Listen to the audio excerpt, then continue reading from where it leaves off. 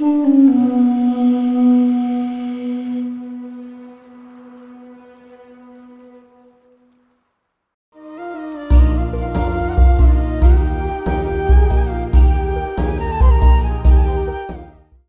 بالله من الشيطان الرجيم بسم الله الرحمن الرحيم الحمد لله رب العالمين والصلاة والسلام على أشرف الأنبياء والمرسلين أما بعد فيا عباد الله يقول الله عز وجل في محكم تنزيله بعد أعوذ بالله من الشيطان الرجيم بسم الله الرحمن الرحيم وَإِن تَعُدُّوا نِعْمَةَ اللَّهِ لَا تُحْصُوهَا إِنَّ اللَّهَ لَغَفُورٌ رَحِيمٌ والصلاة والسلام على أشرف الأنبياء والمرسلين الذي هو من قال في حديثه الشريف نعمتان مغبون فيهما كثير من الناس الصحة والفراغ صدق رسول الله صلى الله عليه وسلم فيما قال أو كما قال.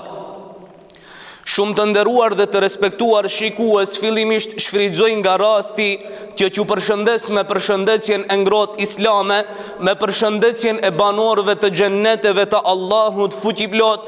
Assalamu alaikum wa rahmatullahi ta'ala alaihi wa barakatuh. Paqja, mëshira, begatit dhe dhuntit e të madhit Zot qofshin mbi të gjithë ju. Çdo mend se të gjitha falënderimet, madhrimet, lavdërimet i takojnë Allahut fuqiplot, i cili në mënyrën më të mirë na krijoi shpirtin, na dhuroi me mendje, na dalloi Kur'anin, na zbriti pejgamber, na dërgoi dhe mbi të gjitha në rrugë të drejtë në Islam na udhëzoi. Përshëndetjet tona të përzemërta dhe të sinqerta qofshin mbi shpirtin e njeriut më me ndikim në historinë njerëzore, mbi vulën e të gjithë pejgamberëve, mbi të dërguarin e fundit nga ana e Allahut fuqiplot, mbi Muhammed Mustafa sallallahu alaihi wasallam. Të nderuar shikues, mirësitë të cilat njeriu i posedon dhe i shfrytëzon në jetën e kësaj dunjaje janë të shumta dhe të panumërta. Ato as nuk mund të përkufizohen, po as nuk mund të numërohen. Disa prej atyre mirësive janë të brendshme, ata të cilat i takojnë botës shpirtërore të njeriut, ndërsa të tjerat janë të jashtme, ata të cilat i përkasin asaj pjesës materiale. Të gjitha këto mirësi, qofshin të brendshme apo të jashtme, materiale apo shpirtërore, luajnë rol shumë të rëndësishëm për zhvillimin e jetës së njeriut në këtë dunja, aq shumë sa që nuk mund të mendohet ekzistenca e njeriut në këtë botë pa shfrytëzimin e të mirave që atij ja dha Allahu xhalleshanuhu. Neve, Muhammed Mustafa sallallahu alaihi wasallam në një hadith të tij na përmendën di mirësi, të cilat pothuajse ja ka dhënë çdo njeriu në këtë dunja, po edhe pse ne si njerëz i shfrytëzojmë këto mirësi, ne fare nuk e ndjejmë shfrytëzimin e tyre. Thot Muhamedi alaihi salam, ni'matani maghbunun fihima kathirun minan nas. Di mirësi thot janë të humbura tek shumica e njerëzive, as-sihhatu wal-farag, mirësia e shëndetit dhe kohës së lirë. Të nderuar, në qoftë se ndalemi dhe i shohim këto di mirësinë e shëndetit dhe kohës së lirë, lirisht mund të themi se janë dy shtyllat kryesore për jetën e njeriut në këtë dunja. E them këtë për arsye se çdo arritje, çdo qëllim, çdo sinim të cilën njeriu e ka në këtë botë, ai patjetër si sinim të kalojë nëpërmjet mirësisë së shëndetit dhe kohës së lirë. Të nderuar, në qoftë se ne si njerëz do të ndalemi dhe do të kemi dëshirë të numërojmë mirësitë që Zoti neve na dha në këtë botë, ne në këtë drejtim do të dështojmë. Do të dështojmë për arsye se Allahu fuqiplot në Kur'anin famëlar thot: "Wa in ta'uddu ni'matallahi la tuhsuha." Në qoftë se ju dëshironi të numëroni mirësitë që Zoti juve u dha, ju nuk do të mund t'i përkufizoni ato. Pse? Për arsye se Allahu fuqiplot neve na dha shumë të mira dhe të gjitha këto mirësi, të cilat vazhdimisht janë duke i përmendur, për ne janë privilegj, janë dhunti mundti, po ndonjëherë mund të kthehen edhe në formë të sprovës. Mund të kthehen edhe në formë të sprovës për arsye se njeriu si njeri një ditë patjetër që do t'i nënshtrohet llogarisë përpara Allahut fuqiplot se si i shfrytëzoi këto të mira të cilat Zoti ia dha atij dhe sa ishte falendërues për këto mirësi. E Allahu fuqiplot në Kur'anin famëlar thot: "Alladhi khalaqa al-mauta wal-hayata liyabluwakum ayyukum ahsanu amala." Është Allahu ai i cili e krijoi vdekjen dhe jetën vetëm për ta pa se cili prej jush është më vepërmirë. Të dashur vëllezër, shembulli i njeriut në jetën e kësaj dunjaje është i krahasueshëm me shembullin e studentit në një sallë të madhe të provimit. Njeriu në jetën e kësaj dunjaje gjendet në një sallë të madhe të provimit dhe ai vazhdimisht është i vëzhguar nga vëzhgues të cilët e regjistrojnë çdo lëvizje të madhe apo të vogël të atij, qoftë ajo lëvizje.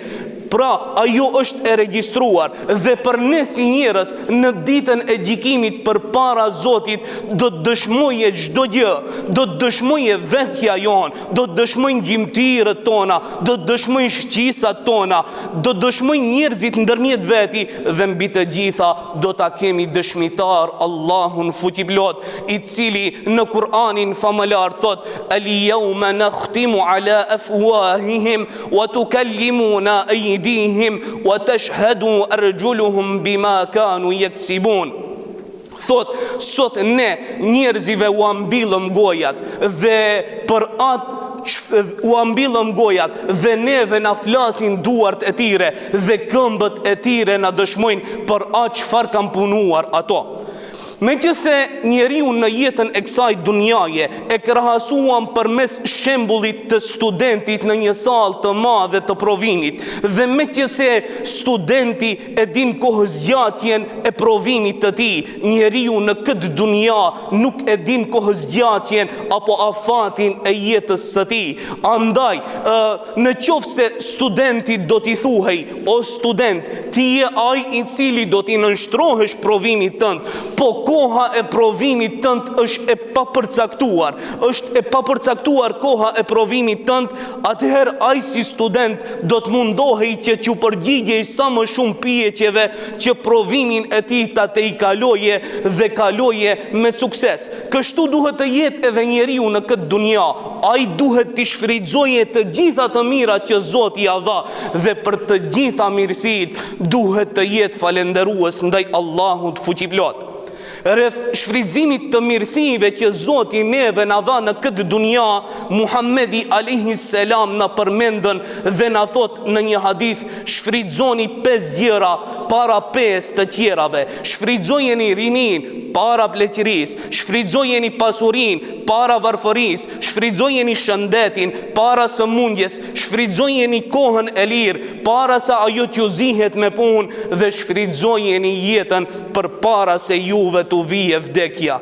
Të nderuar, ne në këtë hadith vërejmë se përmenden shumë të mira, po të gjitha këto të mira ne edhe pse i shfrytëzojmë nuk e ndjejmë fare shfrytëzimin e tyre. Dhe këtë mund ta ilustroj përmes një shembulli praktik. Një njeri shkoi tek një dietar dhe i tha: "O dietar, unë të ankohem për gjendjen e rëndë materiale që më ka kapluar mua." Dhe dietari pa hezituar fare i tha: "O filan, a je ti ai i cili mua shikimin tënd do të ma shesësh për 100 dirhem, ndëgjimin tënd do të ma shesësh për 1000 dirhem, të folurit tënd për 10.000 dirhem, shëndetin dhe fizikun tënd për 1.000.000 dirhem?" Dhe ki njeri vazhdimisht i përgjigjej: "Jo, jo, jo, jo." Dhe duke ju përgjigjur jo, e nënkuptoj dhe e mori përgjigjen se të mirat jo materiale të cilat Zoti ja kishte dhënë në posedim në jetën e kësaj dunjaje ishin shumë më vlerë të madhe se çdo dobi apo se çdo mirësi materiale të cilën nuk e posedonte ai si njeri në jetën e kësaj dunjaje. Të nderuar, ajo që dua të them me anë të saj ligjerate është ai mesazh i atij lloj, i dashur vëlla, e dashur motër, falenderoj Zotin për çdo mirësi që të dha në jetën e kësaj dunjaje, ende sa ke mundësi ti thuash edhe një herë elhamdulillah o Zot, dhe mos e le falenderimin tënd për një ditë kur ti ndoshta do të kesh nevojë dhe do të kesh dëshirë shumë të madhe që ta falenderosh Zotin, po nuk do të kesh mundësi. Nuk do të kesh mundësi se do të jesh duke u bartur mbi supet, mbi krahërorët e njerëzive si kufon.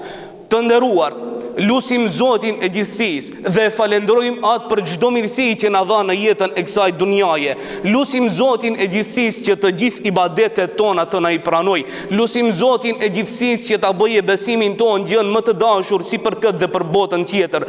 Ta bëjë besimin ton më të dashur se sa ujin e ftohtë në mesin e vapës së shkretirës, më të dashur se sa pasurinë tona dhe më të dashur se gjithçka të cilën ne mund ta arrijmë në jetën e kësaj bote. Amin, amin, amin. Walhamdulillahi rabbil alamin. Al-Fatiha.